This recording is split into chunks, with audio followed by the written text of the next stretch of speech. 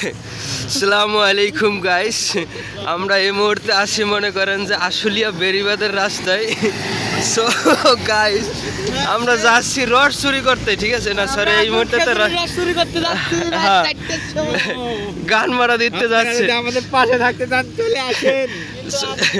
একটা খেজুর গাছ আছে, খেজুর গাছ আমার কাছে আছে ভাই, আমি নিয়ে যাচ্ছি, চলেন।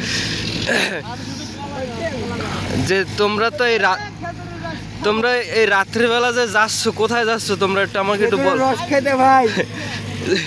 খেজুরের রস তো খাবা, ঠিক আছে, কিন্তু এই যদি এই চুরি করতে যে যাও, ঠিক আছে, তে যদি ধরে তো ধরলে তো তোমার অবস্থা বাঙ্গি ফাটা করে এলো না তোর।